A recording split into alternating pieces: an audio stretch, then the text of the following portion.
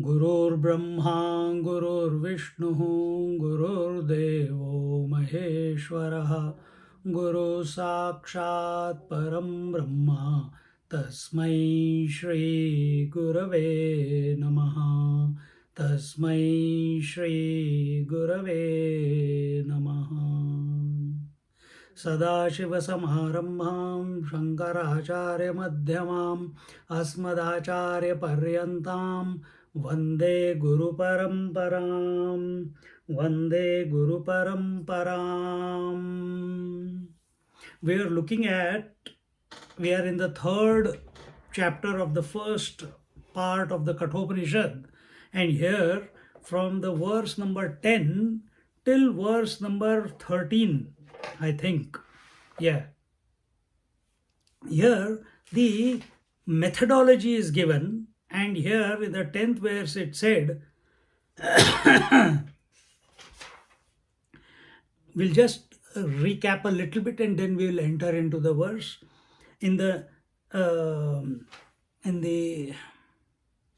It was told in the 9th verse, Vijnana saratheryastu mana pragrahavan naraha sodhvana paramapnoti tad vishnoh paramam padam.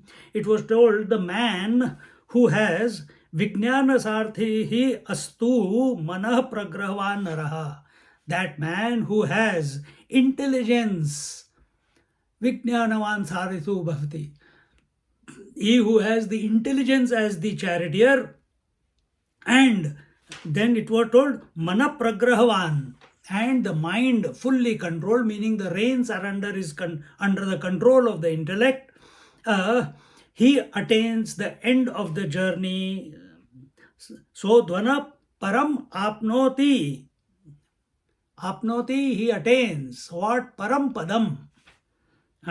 Tad Vishnu Paramam Padam. So he attains, he gains the end of the journey, that supreme place of Vishnu, the all-pervasive, pervading Atman. Vishnu and Atman are not separate.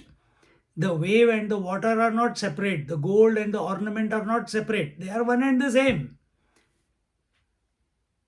So where is our attention? Here it is told, if you are finding, this is a suggestion to us, if you are finding that you are understanding everything and it's not clicking, it is only because of our obsession with the name and form. That is our obsession. And what is to be done for it? Recognize that the whole world is because of the senses. The senses are because of the mind. Mind is under the mind has got no purpose if there is no I. Because there is I, therefore there is some purpose for the mind. So that I must keep a check on the mind, where it is going, where it is not going. Is it getting involved in healthy pursuits, or is it getting involved in unwanted pursuits? A continuous check. So first it was told that the charioteer should be the intelligence to keep the mind under control. Automatically the senses will come under control if the mind is under control. Because the source of the senses is the mind. Source of the senses is the mind. And in this way, only and only when we have brought about sufficient control through intelligent thinking, through intelligent pursuit, by continuous application of keeping such an idea, such a common sense, such a worthy goal as the motivating factor in our intellect, the conviction. And what is that? We have placed the intelligence, we have placed the Lord, we have placed the all powerful as our as our charioteer. Automatically the chariot will come under control. Because don't forget what we are doing here. We are doing the chariot analogy. The chariot will come under control. And there is no doubt that such a person will come to attain the ultimate supreme spirit, the Atman. Atman is at individual level, Ishvara is at the total level, and Brahman is at the absolute level. But all are one and the same. Whether you call it water, whether you call it ocean, or whether you call it wave, everything is water only. Exactly the same way. So here it is told, now the sadhana is told that, see what happens here is, yeah, last time we were explaining to you that once this starts happening, once the leakage of energy through the senses is curtailed, is harnessed, no energy is allowed to leak, automatically the intellect, because where are you applying your intellect? What is that intelligence which is controlling the reins called the mind? It is that ultimate divine. It is that ultimate spirit. It is that Atman. It is that Vasudev. See? So when we have someone that great, that holy, that all-knowing, that intelligent capacity, continuously we are working towards it. We choose not to think at the relative level. We choose not to think at the worldly level. We choose not to think at the body level. We choose to place in our intellect the supreme. Every decision, every conviction, every notion, every idea, that conclusion that our intellect is coming to, because that is its ability,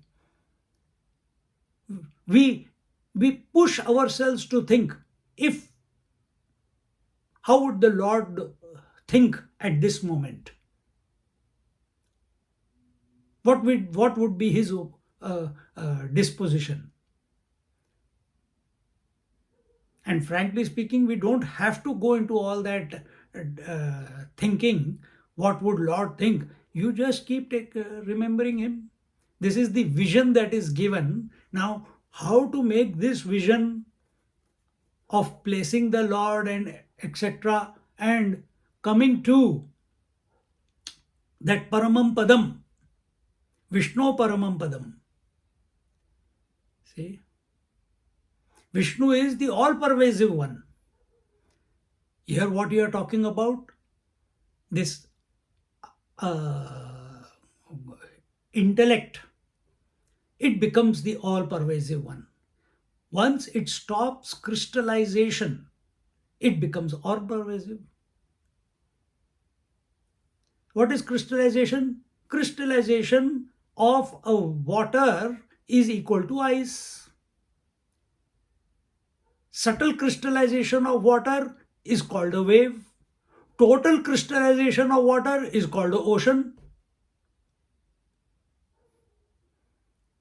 But water is always water, isn't it? So, where is your thinking? Where is your intellect?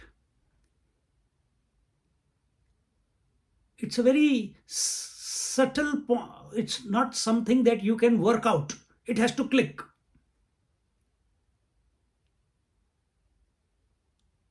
You are seeing the ice, the crystallization called the body. You are seeing the crystallization in the form of the wave called the thoughts, the mind. You're seeing that your mind is holding on to, to the Lord. That's a total crystallization. See? But what is its true nature? What is your true nature? Just as the essence of everything is nothing but water, similarly, this has to click in the seeker that everything is nothing but that one supreme consciousness. Nothing else apart from it is. But for that, first, the obsession from the world has to be weaned off. Please close your audio, whoever is having their audio on, otherwise, I'll have to do it. Who is it? I don't know.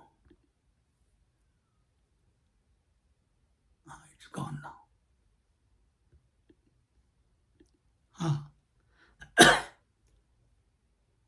So, so we have to drop. It has to drop by itself. We cannot drop it, because if you drop it, you're taking the ownership of dropping. So somewhere we have to find this way, allow the way to reveal, wherein all obsession with the world, all obsession with the name and form drops away consciously. Now this thought will come again in one next or the verse after that. Let's move on to the 10th verse. Now the methodology is given. This was the vision presented, wherein assurance is being given by the Lord of Death that you will attain to the supreme realization. There is no question about it. We are worried about self-realization, but we are not concerned. We are not applying what? Placing the Lord in our intellect. We are busy controlling the horses. We are busy controlling the mind. We are busy controlling the intellect. Why this is not happening? Why that is not happening? I am doing everything right. Why I did not do anything bad to anyone. Then why is life treating me like this? In these few sentences, what have I done? I have only complained. What needs to be, what is required? Replace all these with deep love and devotion and commitment to the infinite spirit. So instead of these statements, why the senses are not coming under control, why the body is giving me, not allowing me to meditate. Meditation is not a result. It is not a result. When things fall in place, then alone meditation happens. And in our over enthusiasm or over education or over intellectualization, we think we need to control matter. And in that control of matter, we lose the plot. We get lost in matter, because when you're controlling matter, you're thinking about matter only. Matter, the world, the relationships, the possessions, the past, the future, the body, the breath, the mind, the intellect. You're thinking about that only all the time. And what is that which is worthy of contemplation? The Supreme Spirit, the Lord, the all-pervading principle, the consciousness itself. That is worthy of contemplation. But we forget that. We sacrifice that. And instead, we go on.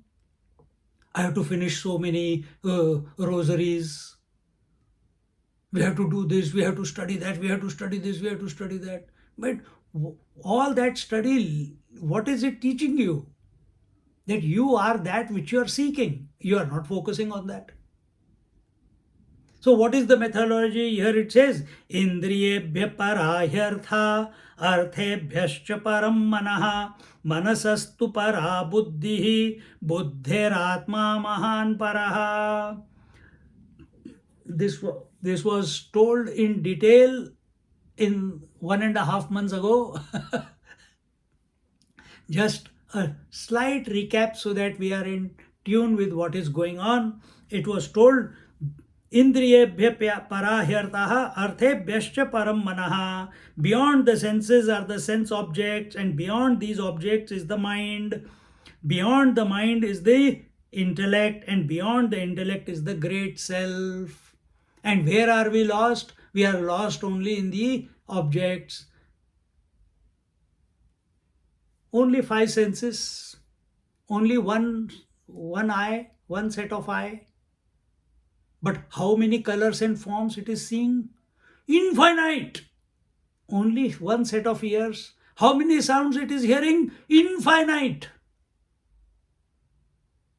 2 nostrils. How many smells it is exposed to? Infinite.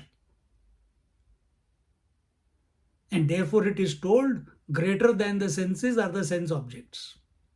Here I told you many weeks ago that it is the 5 elements. On one hand, they have become the 5 senses: space, air, fire, water, earth. Space, ear; air, skin; fire, 2 eyes; water, tongue; and earth, the nose. Corresponding to it, the entire gamut of experience in order to feed these 5 senses is created. Both are coexisting. Both are coexisting. But the stimuli are greater in number than the 5 senses. They are only 5. But the stimuli is infinite. Greater than the sense objects is what? The mind. How do you know every object in this world? Only as a thought. See now, if you, I don't know if I mentioned this, but you watch. If the moment the mind itself becomes the senses, because the 5 elements are in the mind. The mind itself is the cause. It itself becomes the senses in one place and the sense objects in the other. And the game is going on. Because the source of the sense objects is what? The cause of the sense objects is what? The mind. Cause alone expresses as many effects. Mind alone is expressing as all the sense objects. When we say that statement, understand, your body is also one of the sense objects in this world, isn't it?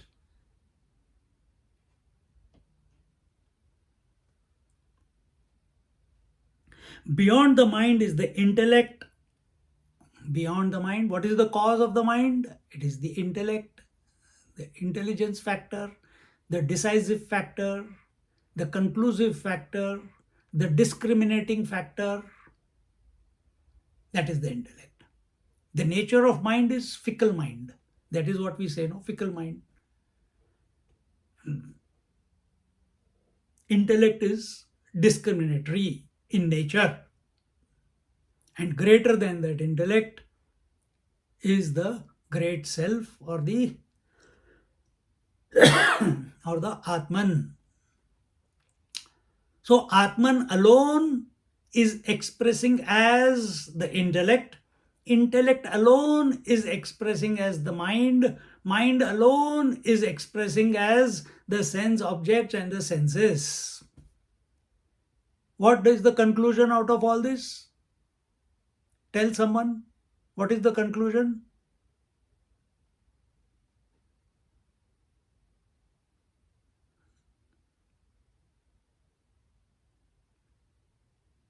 Everything is nothing but the great self. Ayyo Amma, pranam to you.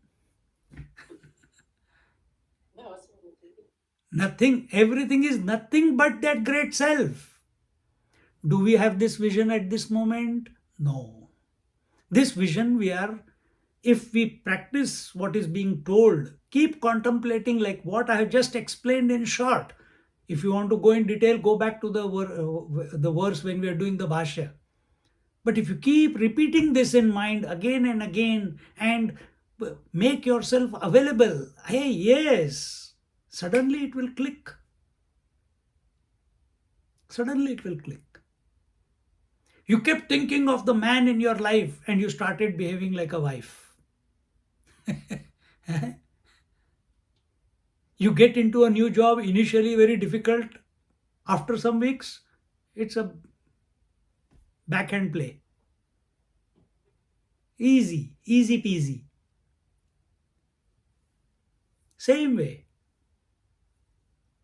When you were, some of you are, whatever profession you are in, when initially it was difficult, accountancy, doctory, dentistry, but now with eyes closed you can do your things, isn't it?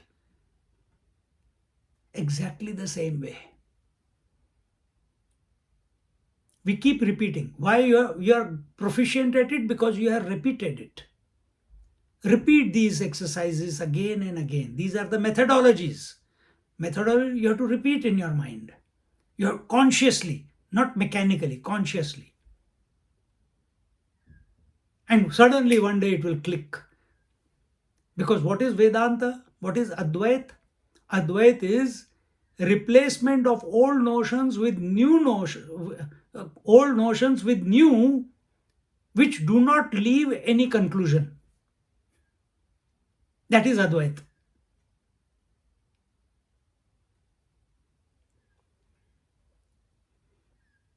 I shouldn't even say, replacing old notions with new notions with no conclusion to be gained. So, in this manner, go to the great self, intellect, beyond the intellect is the great self. Buddhehe Atma Mahan Paraha. 11, we saw that. Now come to the 11th verse. 11th verse said, Mahat, this is continuing. After the great self, what happens? Mahata param avyaktam avyaktat purushah paraha purushanna param kinchit sakashta sa paragatihi. Beyond the great Mahat, here when it talked about the great Mahan Paraha, the great self, it talked about the Mahat Tattva. I shouldn't have used the word the great self, it is talking about the total consciousness. Mahat Tattva is the creator himself. Mahat Tattva is the total consciousness. Total consciousness is that in which all possibilities are existing in the seed form all at once. That is Mahatpara. What is that? Beyond that, it says Mahatah Param Avyaktam, greater than that. Hiranyagarbha or Mahat is the Avyakta, is the unmanifest.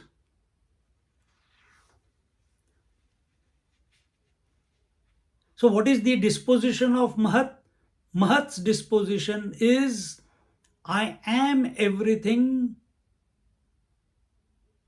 Mahat's disposition is that wherein one in all and all in one. That is the disposition of Mahat.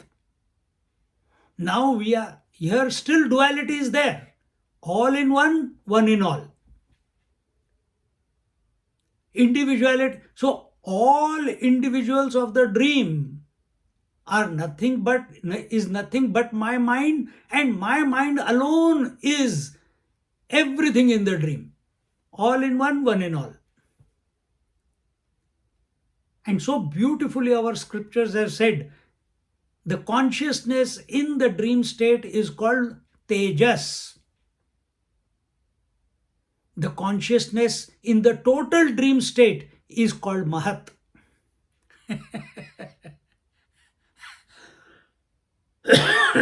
It's called Mahat. And there, the waking is also considered as dream only. And what is beyond this dream? Total dream, where all is in one and one is in all, because mind is still functional. What is beyond that? It is the avyakta, where all duality has come to a standstill. All duality has come to a standstill. So here it says, beyond the great Mahat is the avyaktam, the unmanifest, the great unmanifest. At the individual level, what we will say, what is this great unmanifest? This great unmanifest is like Nirvikalpa Samadhi at individual level. What is the great? Mind has become zero, but you are still conscious. Okay? But these are the different stages. So, and what is beyond the avyakta, the unmanifest? Beyond the unmanifest is the Purusha, and this is where, when our attention is on the names and forms, when our attention is on the objectivity, and we withdraw ourselves from the objectivity, we come to avyakta. And this is here one secret, that if you want to be the Purusha, don't seek void, don't seek emptiness, don't pursue nothingness. No, be very clear that the manyness is in the equipment. What is the place ultimate? The mind.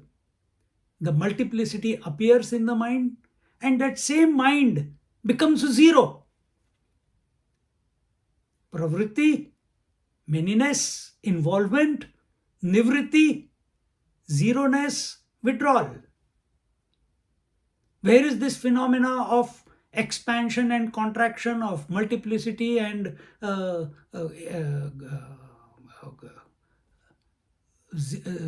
zero, being zero? Where is this going on? It is going on in the mind.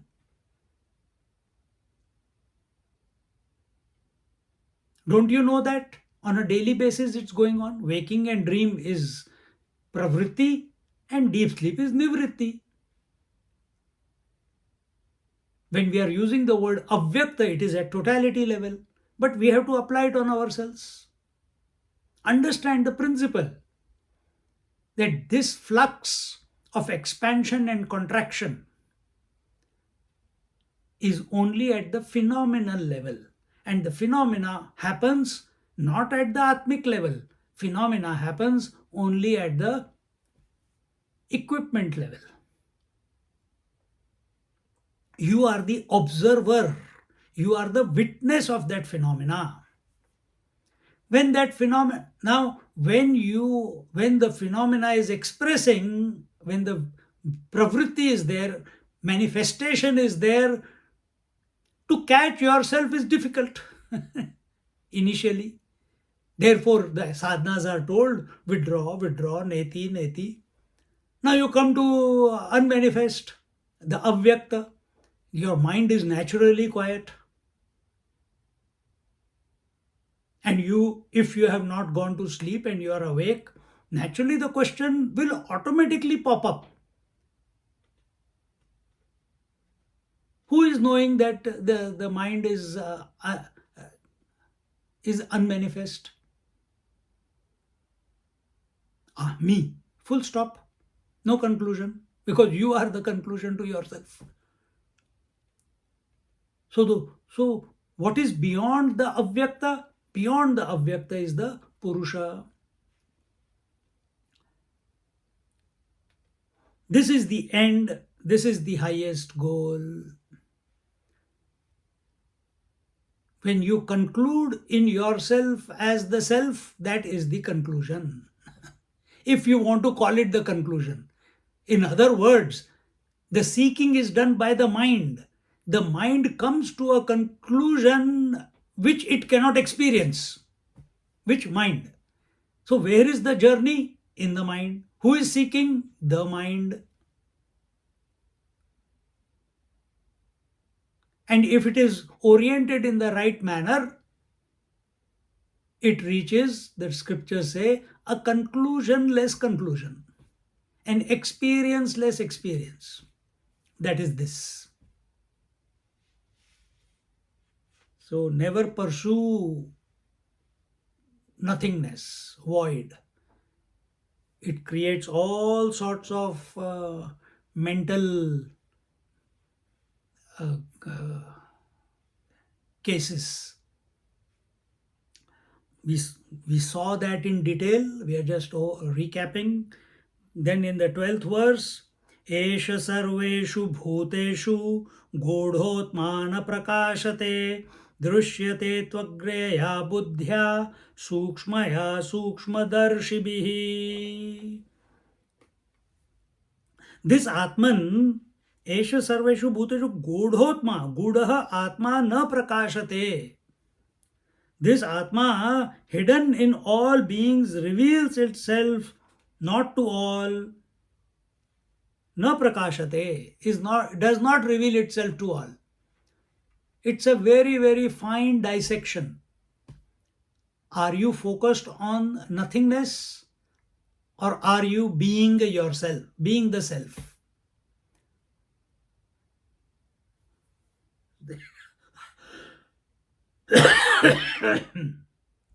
You have to find.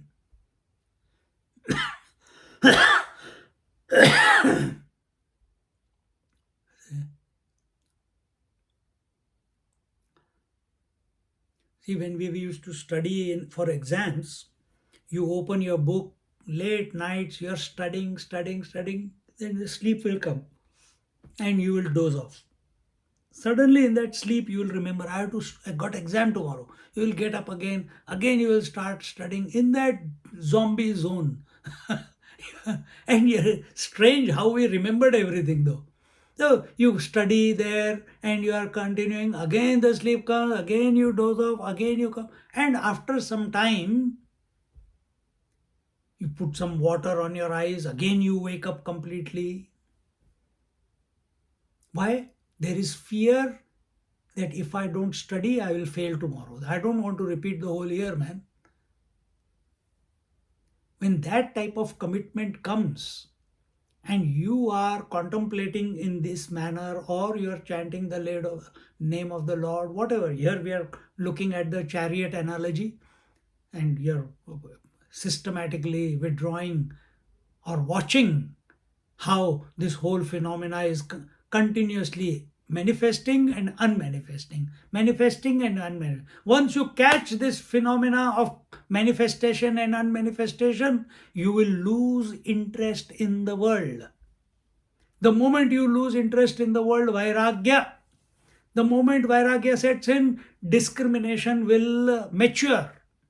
The moment discrimination matures, even more vairagya, less thoughts of the world in the mind, and at that moment, what happens when there are no thoughts in the mind? Sleep. You have practiced for so many years. Then the sleep comes. Now, if you're sitting, don't lie down and do this exercise. You're sitting and sleep will come. Suddenly you remember, oh, I was contemplating. Again, you start contemplating. Again, the sleep will come. Again, after some time, you'll remember, I was contemplating. Arey, yaar, why am I falling again and again? This time I'm going to be alert, completely alert. You find your way how to remain alert. If something is not working, find some other way. But it must lead to effortlessness. It must lead to effortless awareness. But we are addicted to doing something to remain awake. We fail to recognize that we are the wakeful consciousness.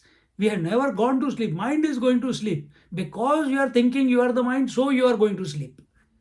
The moment it clicks, allow the mind to sleep, you will remain awake. But this you have to discover yourself. For that, you have to apply, you have to experiment, you have to play with your mind.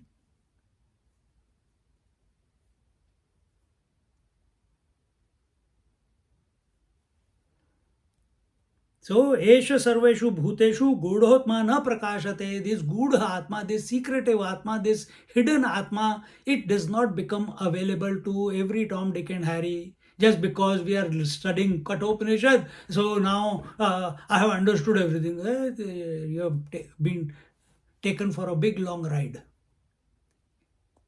It will not reveal itself. If that arrogance is there, that I am teaching Kathopanishad, I am studying Upanishad, I am understanding the Upanishad, it will not reveal to such a person. Because it's very secret, very secretive. It's closer than the closest to every one of us, yet farther than the farthest to every one of us who is seeking objectively. For he who, in whose mind even a tiny, even an iota of objectivity is there, even though it is the closest, it is the farthest. And therefore it is called na prakashate. Then to whom drishyate tvagraya buddhya sukshmaya sukshmadarshibhihi, it reveals or it is seen by only those who have tvagraya buddhya, those who have sharp intellect, subtle intellect, sukshmadarshibhi, who are able to refine, go beyond the gross, the subtle, and the causal. They are able to discriminate systematically. They are able to suss out what the Lord of Death is saying through this analogy of the chariot. They are able to see that this chariot is not just an example, it is us. Every aspect of that chariot is here right now. No, after I have understood, then I'll apply the chariot on myself. No, right here and now.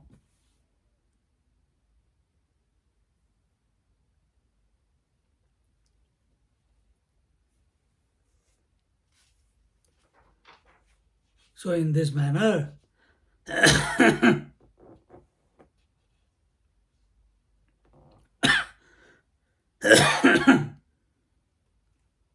even though it is hidden in all beings, it is available only to those with sukshmadarshibhi, those who have the subtle vision, those who have a refined vision.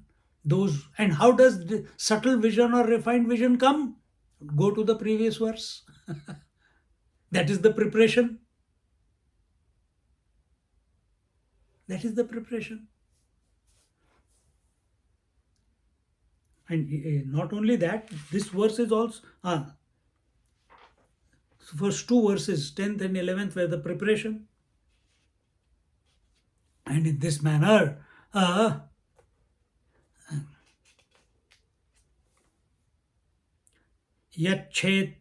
now we are at the 13th verse. This brings us to the 13th verse.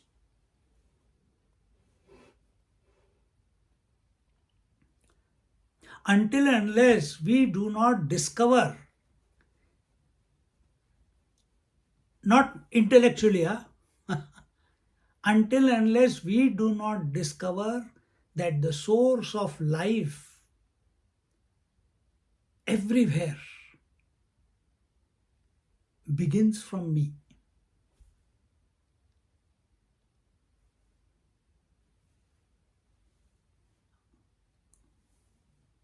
Do we have the courage? Do we have what it takes to come to be that we are the source? Are we ready to take that responsibility?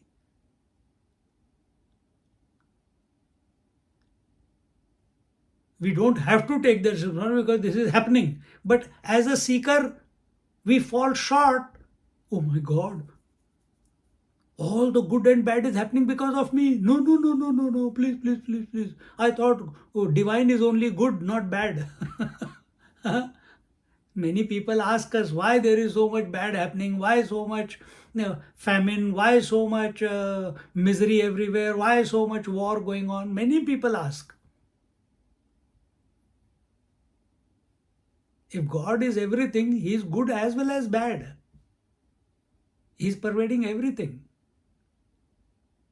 How is He good as well as bad?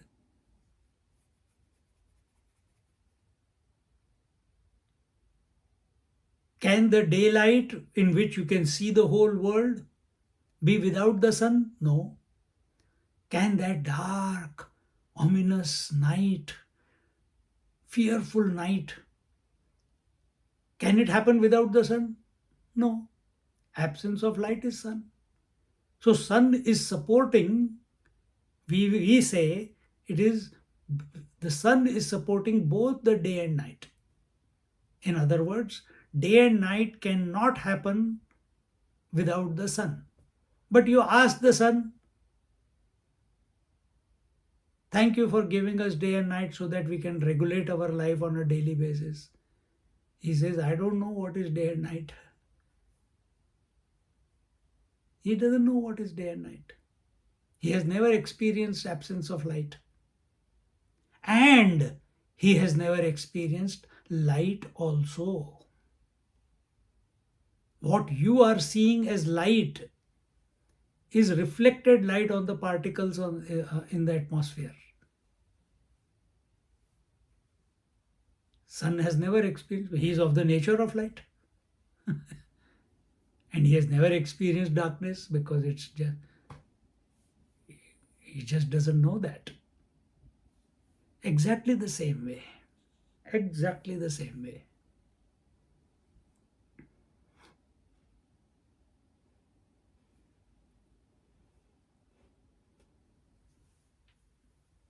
We say, in our ignorance, we say that the Lord is expressing as the good and bad. But the divine is divine. You are giving it connotation of good and bad because of your experience. That experience is because you have considered yourself to be body. That experience is because you have a mind. That experience is because you have the senses.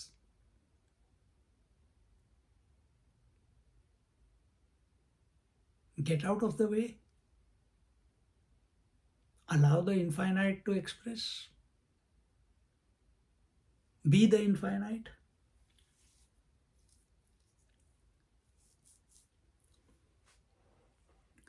Now, another way, another approach is given, and it is called Laya Prakriya. Here it is said Laya Chintan. Laya means dissolution of the grosser into the subtle, subtle into the causal, causal into the unmanifest, unmanifest into the conscious.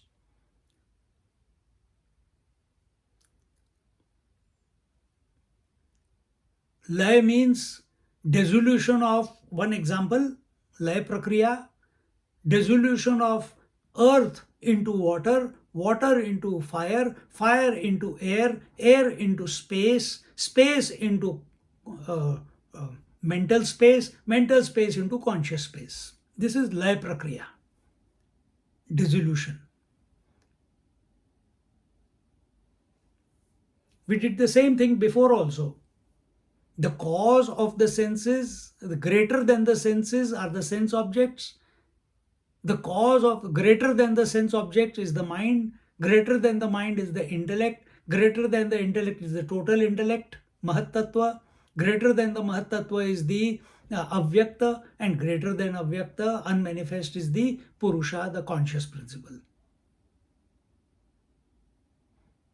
But there we were not going and dissolving anything.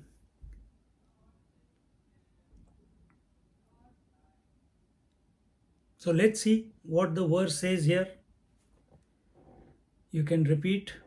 Yachedvang manasi prajnyaha, yachedvang manasi prajnyaha, tadyachedjnana atmani, tadyachedjnana atmani, ज्ञानमात्मनि महति नियच्छेत् ज्ञानमात्मनि महति नियच्छेत् तद्यच्छेत् शान्त आत्मनि तद्यच्छेत् शान्त आत्मनि.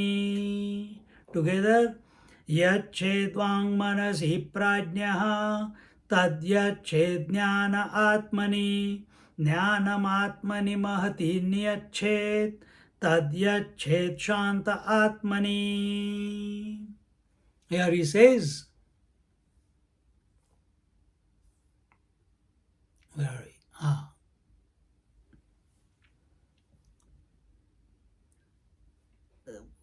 What did I tell you? It is the laya chintan. Laya means absorption,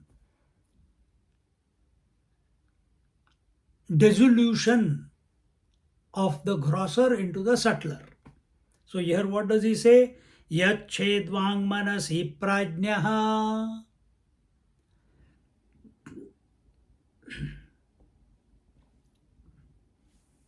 The intelligent person, the discriminative person, which is you. What is discrimination? What is Vivek? Distinguishing between the changing and the changeless. Don't forget that part. So such a person, such a Viveki Purush, such a discriminative person, what he should do? He should dissolve his speech into the mind. How do you dissolve speech into the mind? We have done that in Bhagavad Gita. Vaikari madhyama pashyanti para. But we are not ready. We have listened to it so many times in Amrut Anubhav, in Bhagavad Gita, in many other texts.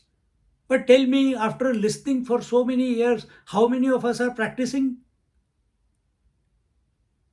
That you have gone after it like there is a fire in your backside?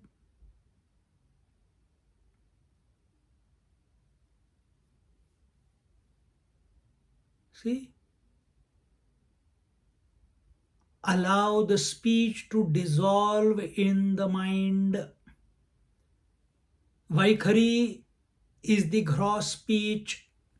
Gross speech is equal to waking state.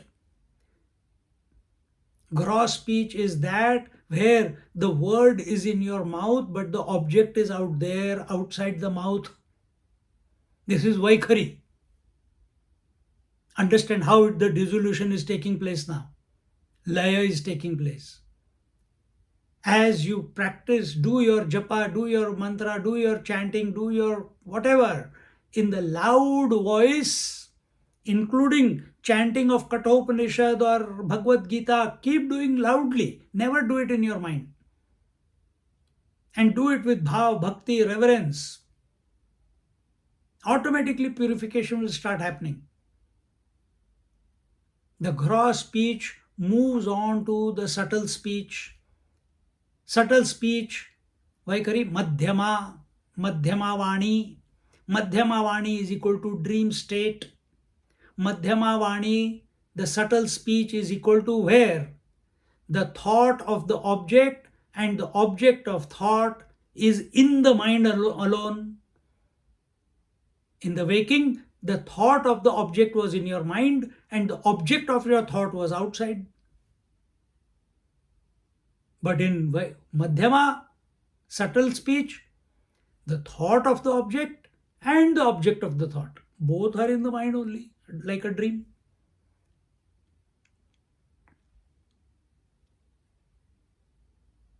So this obsession with the waking world, obsession with the world outside, it automatically is curtailed. You come to realize, hey, the whole world outside is nothing but in my mind. This becomes your direct experience if you allow the dissolution to happen, if you allow the process to work itself. But we have heard it many times, but we will not practice.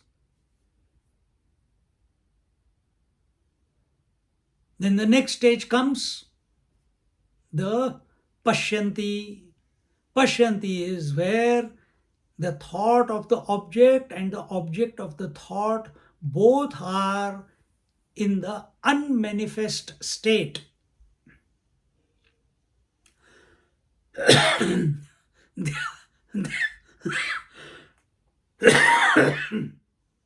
They are in the seed form.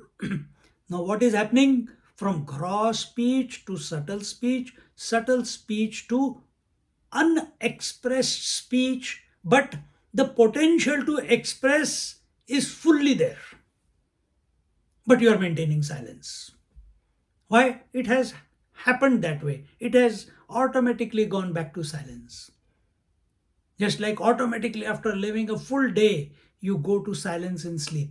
Automatically, you try remaining awake. Automatically. You start doing japa. Japa takes more energy than your whole day of working. Because it requires focus, it requires concentration, it requires aware. You have to be aware that you are not moving away from the mantra.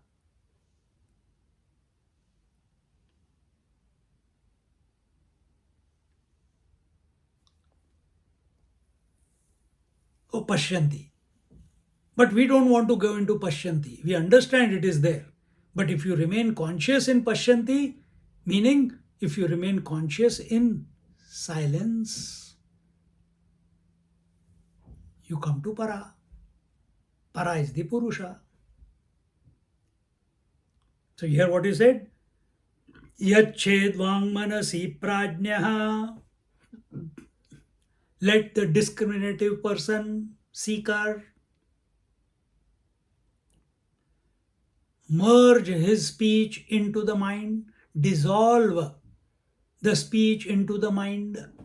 Then next one, and the mind into the intellect.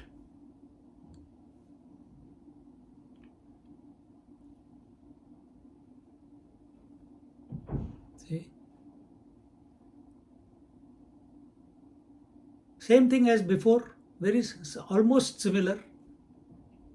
Mind into the intellect, will expand it with more, no problems.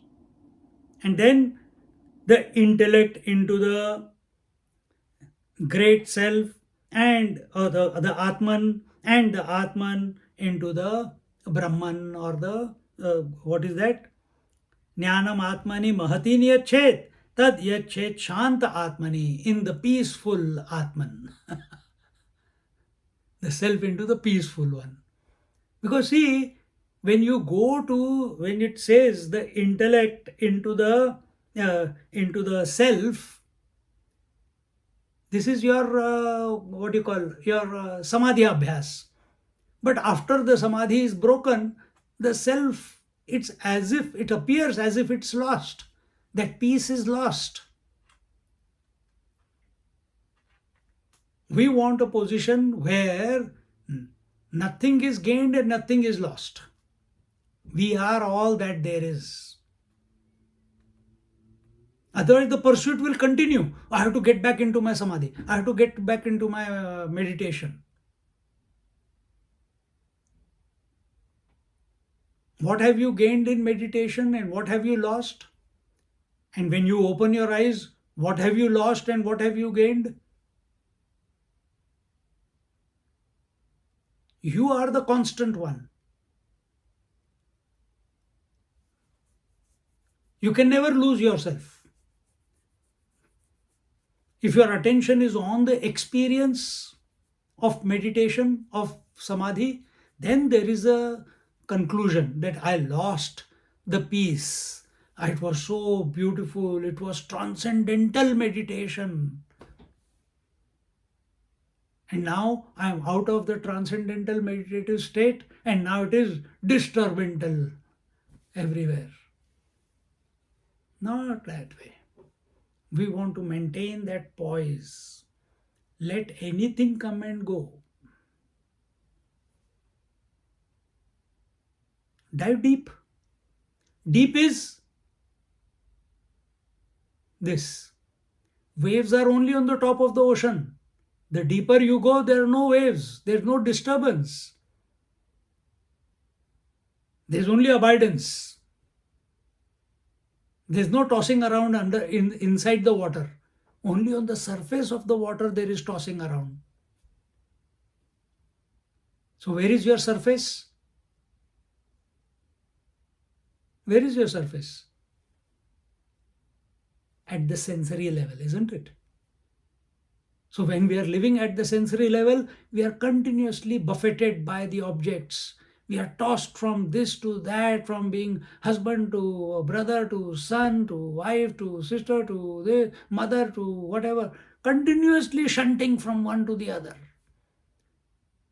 Just trying to hold on to the whole edifice that we have created around us, this imaginary us, the mother, the father, the brother, the sister, the owner. We're trying to just protect it. And you keep trying and trying and trying, and it keeps slipping out of your hands. And you get exhausted. And you keep getting exhausted. And you don't learn. We don't learn. Every night we get exhausted, we go to sleep. Again, next morning we get up, again we try to hold on to it. Let it be health, let it be body, let it be your investments, let it be the world. But it has not clicked to us. That is why it was told it is available only to those with Sukshma Darshi Bihi. So don't allow yourself to be tossed by your senses. That chariot is not going to reach anywhere if the horses are going haywire. If there is nobody to control them, the chariot is not going to cover any distance. It's never going to reach any destination.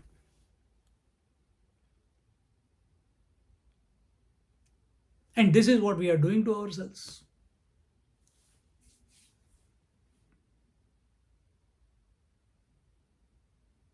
See? So, understand this, what is being told by the Kathopanishad right now. Understand this. It just needs to click once. Deeply imbibe it. And don't feel bad. Oh my God, all my life I lived never controlled my senses. Okay, this is the first day.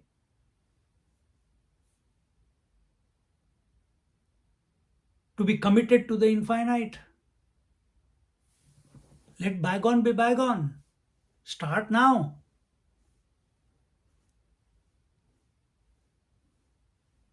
Every day there is a dawn. Every satsang is a beginning. Every breath is a beginning. Every moment is a beginning. We have to be available. That's all.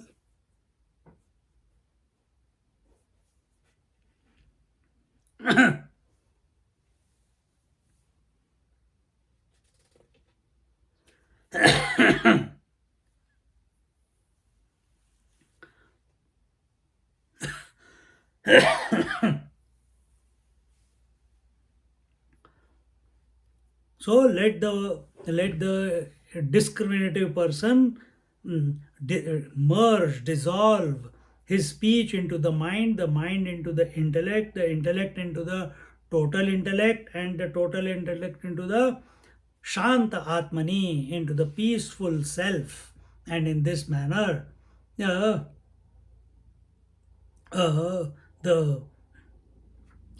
when it is told, another way of looking at it is, when it is told merge the speech into the mind, what does it signify? This is the secret way by which our scriptures communicate. I have given you one way because you are familiar to it. What was that? Vaikhari Madhyama Pashyanti Para. That was one way, right?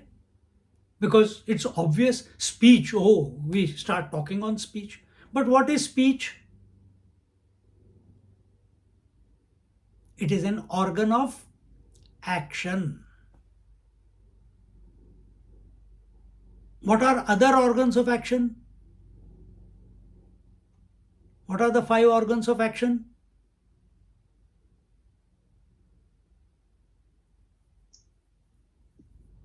smell. Nope. Organs of action. After so many years, if you are saying smell, I think I should take your special class. What are organs of action? Feeling, touching, and Abhi ek padegi. I should keep a stick with me now. Hands and feet, Swamiji. Virtual scolding will go on from here.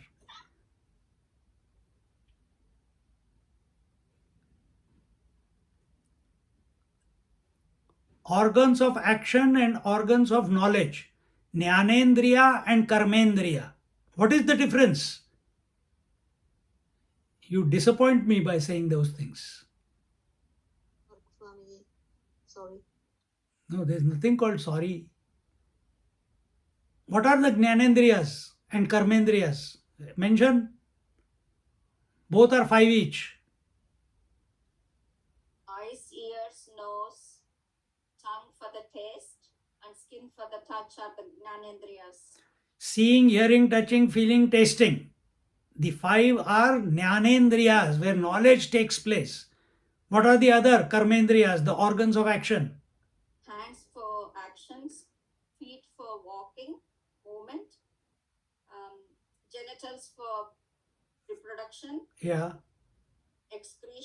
excretion, Anus, and speech. speech. Thank you. So these are 5 organs of action. They have just said speech in this verse. So that speech represents all organs of action. And what is being told? That merge, dissolve all organs of action into the mind.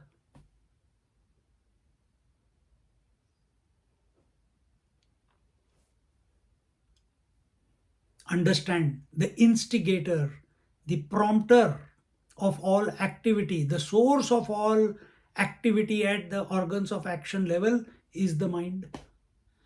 There is a desire, then body starts moving, isn't it? If there is no desire, body will not move anywhere. And desire cannot come to the mind just because it wants to come. There has to be someone, the I, for whom the desire comes. That is in the intellect. Aham vritti is in the intellect, idam vritti is in the mind.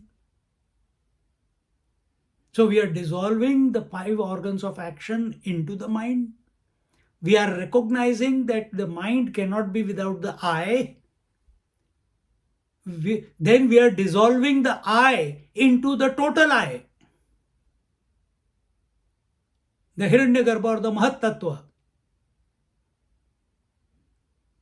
And the total I here, it is told, is dissolved into the peaceful I.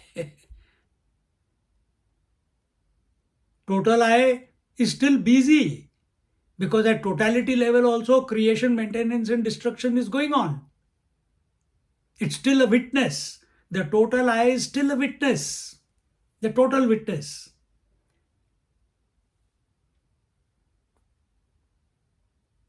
But we have to go beyond that. Remember in the previous verse what was told? Beyond the total intellect, the Mahat Tattva was the Avyakta. And from Avyakta we went to Purusha. Here we are bypassing the Avyakta. We are bypassing the unmanifest. From the total intellect, which is the Mahat, we are straight away recognizing that this total I is nothing but the infinite I.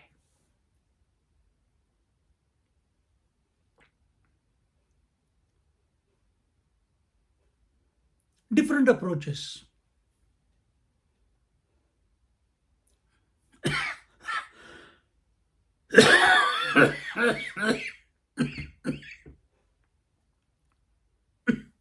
Excuse me. 96, 97. The Bhashya says, let me check the Bhashya. Where are we?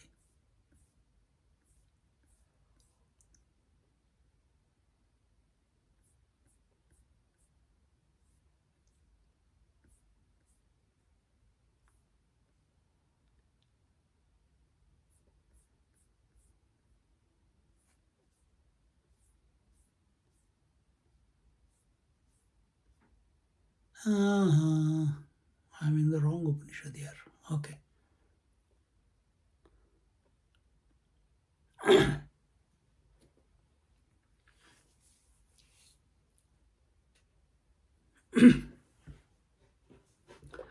So here the Bhashya says, Yachet niyached upasamharet pradnyaha viveki kim vagvacham. So here what I have said, now it is going to be, we are going to expand it a little bit. And here it says that the discriminative person, he should do the upasamhar, he should dissolve, or he should work on what? On dissolving, dissolving what? Merging what? Vagvacham. When it says kim, it is a question. What? The answer is vagvacham. Vak means speech. Vacham is the uh, vak means vani. Vak means speech. That is what it is saying there. वागत्र उपलक्षणार्था सर्वेषाम इंद्रियाणाम कः क्व so here now they are, see what, now watch the beauty of our Upanishads. How did I explain to you? I'll revisit what I said before. When I explained Vak, I explained it as Vaikhari Madhyama Pashyanti Para. Then what was the second approach I took? I took the second approach as Vak is a karmendriya and it represents the 5 organs of action, which is hands, feet, legs, hands, feet, anus, genitals, and speech. And now, what is he saying here? He says that Sarvesham Indriyanam. So, Sarvesham Indriyanam. Vak, meaning speech, is representing not only the, this is a suggestion. It's not, because Shankaracharya is writing the commentary, he's saying it is not only representing the 5 organs of action, but it is representative of 5 organs of knowledge also. So it is by saying one word, we must understand all the 10 organs, 5 organs of action and 5 organs of perception or knowledge. All of them are represented by the word Vak or the speech. So it is representative of that. Qua, where we should merge it, where we should dissolve it. Manasi iti chandasam dairghyam. Is where you merge it or dissolve it into the mind. Then some grammatical thing is given. Then it says Tatcha manaha yachet jnane prakasha swarupe buddhau atmani. Then that tatcha, tat, then, and then that mind, which mind? In which all the 10 Indriyas were merged. What is merging of the 10 Indriyas in the mind? Merging of the 10 Indriyas in the mind means you don't have to physically, the speech is going into the mind, now the legs and hand are going into the mind. How will you do that? It is not possible, no? As much as you may try. Then what does it mean? That you recognize that without the mind, these 10 organs cannot function. The mind is the source of these 10 organs. 10 organs of action, 5 organs of action, and 5 organs of perception. Seeing, hearing, touching, feeling, tasting cannot function without mind. Speech, hands, legs, genital and anus, they cannot function without the mind. See, many years ago, many years ago, I went to someone, they called me. They had a young baby. And without any warning, they put the baby in my arms. And that baby had no brain or underdeveloped brain. It was looking like a Martian, like that, a Martian skull. Hardly any, so just a small thing. But they put it in my arms, and it's just about this much.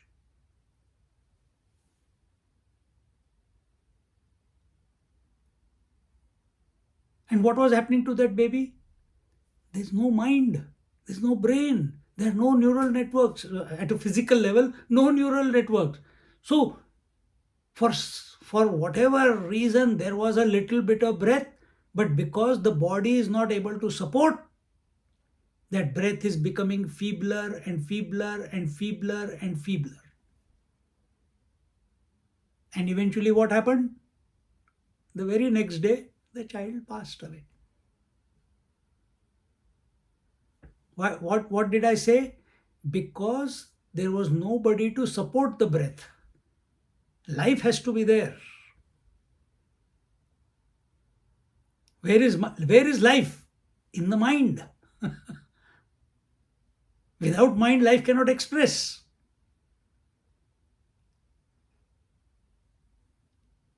So when we are taking a little bit of divergence, when we are focused on the infinite, automatically everything starts collapsing down here. Because mind is focused on something higher. It is not focused on the senses and the organs of action or the world through them.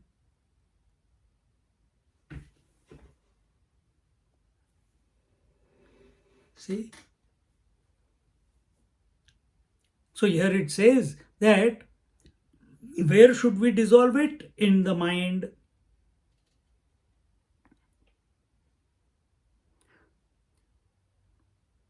Then taccha manaha yachet jnane prakasha surupe buddhau atmani. Then you merge that mind into the buddhi. Which buddhi? Prakasha surupe buddhau. Prakasha surup. That buddhi which is of the nature of light. Meaning it is aware, meaning it is alert, meaning it is vigilant, meaning the I. Not in a dull state.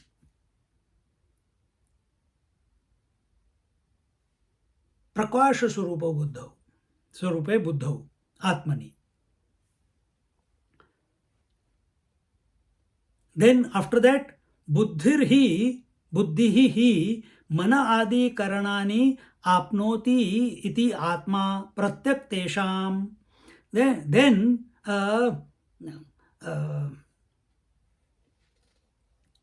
and then that Prakash Swarup Buddhi must be merged into the Atma.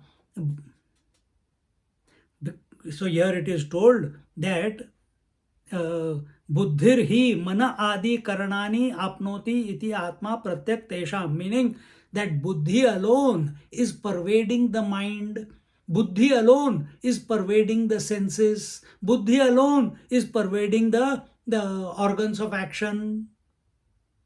Understand in this way. Karanani means it is the cause. Without the I, mind has got no meaning. Without the I, the senses have got no meaning. Without the I, the organs of action have no meaning.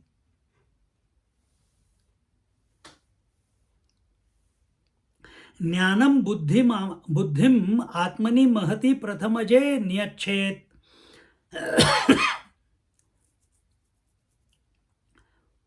And because buddhi is pervading the mind, buddhi is pervading the senses, all the 10 senses. Therefore, we can say Buddhi is the Atma of the mind and the senses.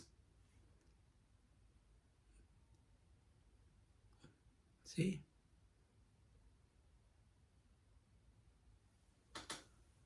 What is that? What is dharma? This reminds me of that. Dharma is that without which a particular thing cannot be that. So what is the dharma of the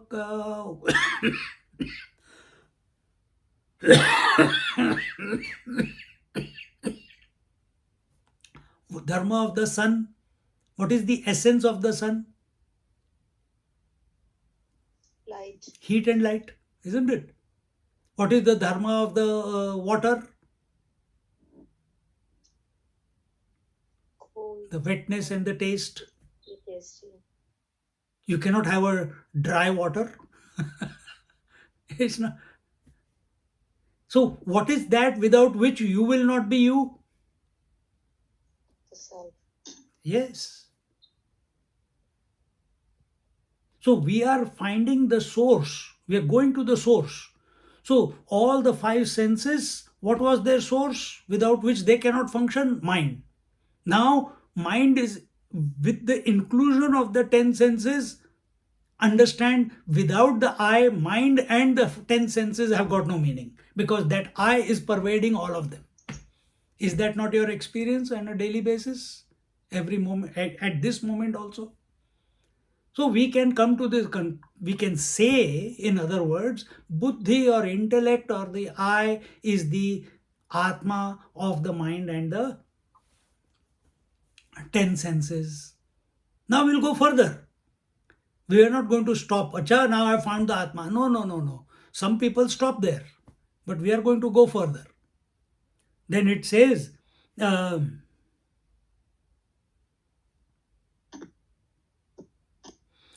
then Prathama Javat Swachha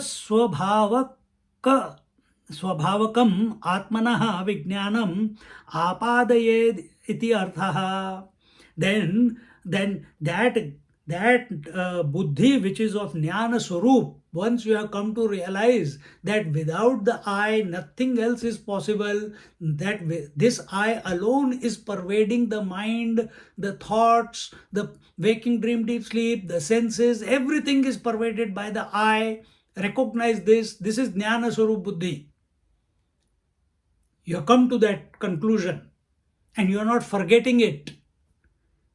Then now you shift your attention. First, the attention was outside. Outside was the mind, object. The object was the mind, object was the senses, and we realize, we have come to this conclusion that this buddhi, this I, is pervading the senses and the mind. They are dependent on it.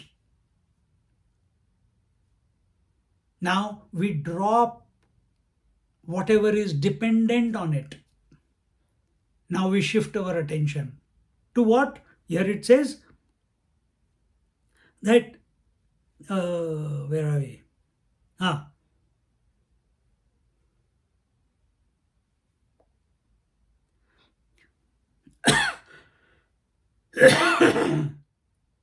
It says Prathama Javat Swachha Swabhavakam Atmanah Vijnanam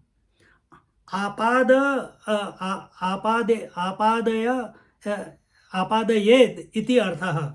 He says the Prathama Javat, that the first thought that appears in the buddhi, when you are in silence. After silence, the first thought comes. When you wake up every morning, the first thought appears. Every day it happens, isn't it? In fact, every thought is the first thought if you really look at it. If your attention is not on the sequence, if you are in utter with every moment, then every moment is the first thought only. You cannot say this breath which is coming was the previous one which is recycled now. You don't say that way. Every breath is a new one.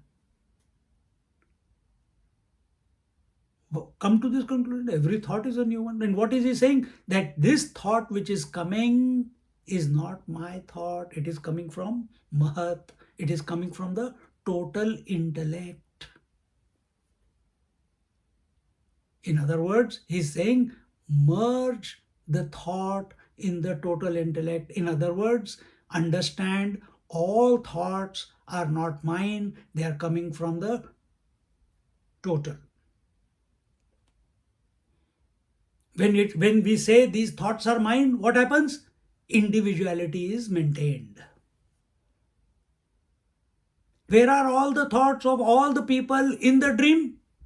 What is their source? I'm asking. What is the source of all the thoughts of all the individuals in the dream? Is it their thought? Each individual's thought? Or is it the source is the mind? Isn't it? Now, in the waking, you come to recognize that all the thoughts, I cannot catch your thought coming from the infinite. I have to work on myself. That every thought that is coming from the infinite, from the total intellect. What is Mahat? I explained to you before. What is total intellect? Total intellect is that Brahmaji or Mahat or Hiranyagarbha, where all thoughts are present in unmanifest state, in the seed form. So instead of saying it is my thought, it is my conviction, it is my idea, it is my past, it is my future, it is my problem, it is my disease, it is my success, it is my failure. Now what is happening? Everything is coming from the total. Then it presupposes that this equipment is also part of the total, because all this entire equipment is only a thought in our mind, isn't it?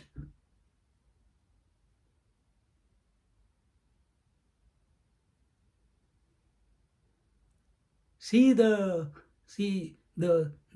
how the process is undoing everything. It's taking away your responsibility for yourself. Everything that you have thought you are, it is taking it away. What it is saying? It is the total. Come to the total. In other words, once that becomes established, then just like in the dream, every thought, every breath, every past, every future, every birth, every death has come from the mind alone. Because for every individual in your dream, your mind is the total mind. Isn't it? Duplicate it in the waking. For every individual, every being, including you are a part of that total here in this total world, in the manifest world. What is the source? This dream is taking place in whose mind? Oh, my mind? No. I am only in this body. What is the total mind? That is Brahmaji, the Mahat, the Vasudev, the total intellect.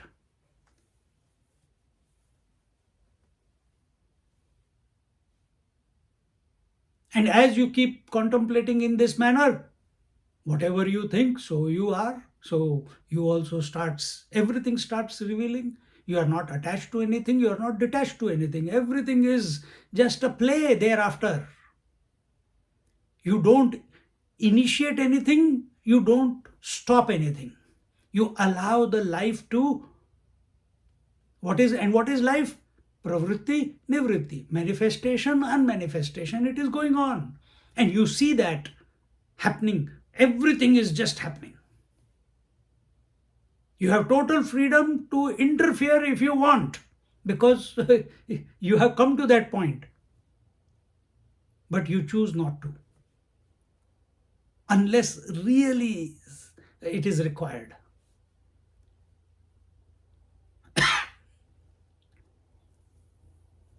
See how wonderful.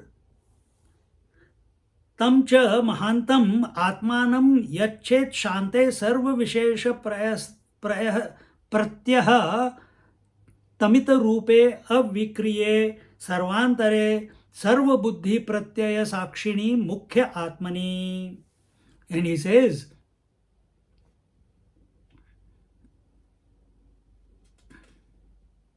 that after having merged the first modification is the first thought. Of the moment you become aware of the thought into the total intellect, and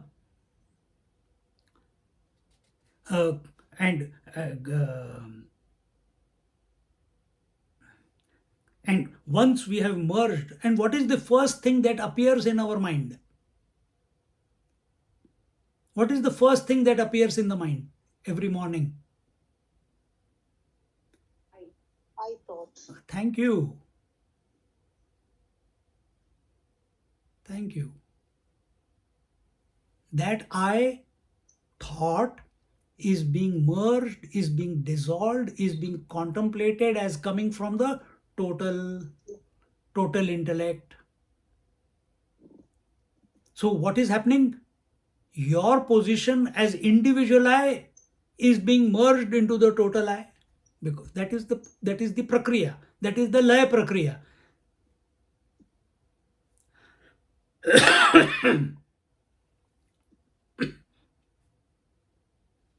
And what happens as a result? The individual knowledge dissolves, the knowledge of individuality dissolves, and the knowledge of the total intellect naturally becomes available to you. To you meaning to the intellect.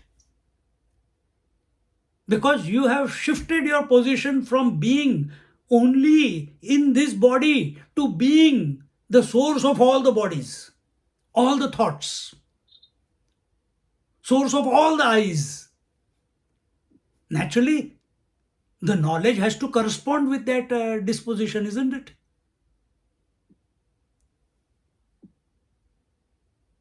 See how it's so wonderful, so liberating.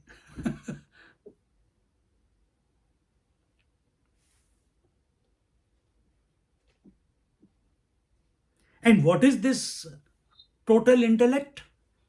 Total intellect is that tam cha mahantam manam yachet shante, that last sentence, it says that great self, which is the total intellect, that great I, and what is its nature? Its nature is that it is completely free from all specificity.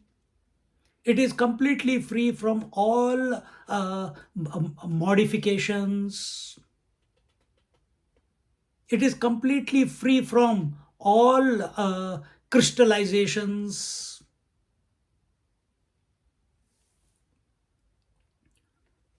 And what is its nature?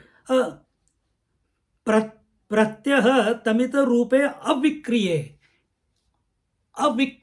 Kriya is movement. Avikriya, no modifications. No. Modification is possible only when there is movement.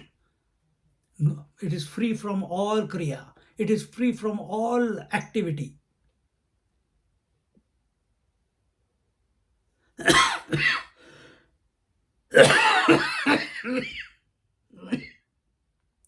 And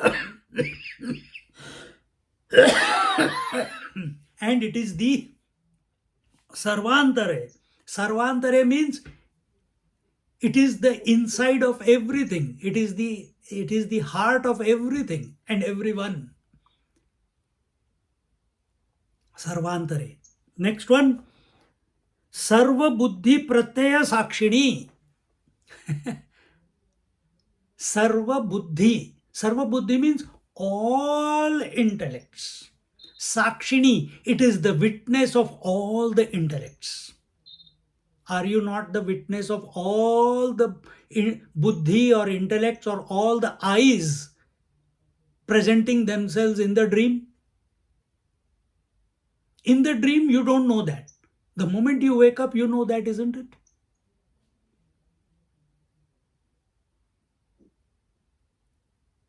That nothing was possible without, it was just a, what do you say? It was just a figment of imagination.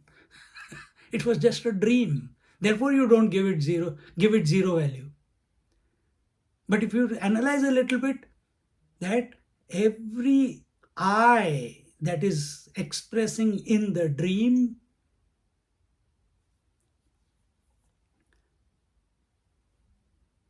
is the mind making the dream happen? Is the mind saying, now I don't like this fellow, let me take him out of the dream? No, I don't like this body, let me change this person's body. Is the mind saying like that? No. No. So the whole dream is just happening. And the fact that you give it zero value means in the dream you were a witness of the dream. And that's what is told here. When we do this process consciously, coming to the great self, coming to the total self, means that you are free from all activity. You are present in and through everything and everyone. And all the modifications of the intellect,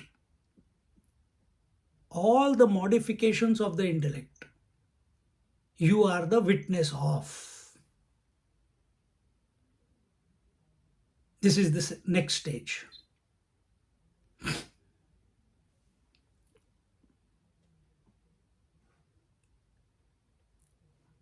And this recognition that I am witnessing and everything is going on, who is doing this? Individual intellect cannot do it. Self. It is Brahmaji, Vishnu or Mahesh. What are they doing? They are the Sakshi. They are allow the world to happen, but they don't interfere with it, isn't it? That is the total intellect. We are just taking it here as a principle, and that principle is taking as Mahat or Hiranyagarbha.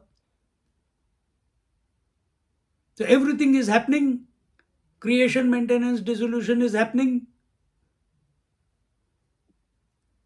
of its own accord. And once you have recognized that you are the witness, that you are not making anything happen, you are not instigating anything to happen, you just are, that very moment, Witness. the total I realizes that it is the infinite one. As long as you take on a position that I have to create, then it is a different story. But here we have bypassed that. We merge the individual I into the total I. Once we come to the total I, meaning the total intellect, we realize that all happenings are taking place of their own accord. I am not doing anything. As an individual, I was thinking that I have to withdraw, I have to go merge the senses into the mind into the intellect into the total intellect. When I come to the total intellect, I realize I can't do anything. It is all happening. It is not about one intellect. All the intellects are there. Suddenly this transformation, this realization that I am the witness, I don't have to merge anything into anything. But that initial step was necessary to come to this point. But once you come to this point, a new knowledge, a new realization dawns that I am not doing anything. Everything is just happening. And nothing can happen without me, and I am pervading everything. Sahasra Shirsha Purusha Sahasraksha Sahasrapad. This is the position of the total intellect. The Virat Purush, the Mahat. I am not the doer.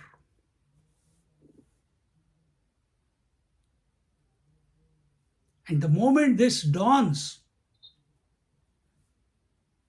he bypasses the totality, the total intellect or the total I, and comes to be the Supreme Person, the Purushottam or the infinite self. In this manner, we have bypassed our stipulated time, but the 13th verse with the Bhashya is concluded. We'll start from the Sambandh Bhashya in our next class on Wednesday. Okay, sorry for taking extra time. Om Purnamada Purnamidam Purnat Purnamudachyate Purnasya Purnamadaya Purnamevavashishyate. Om Shanti Shanti Shanti. Hari Om Shri Gurubhyo Namaha. Hari Om.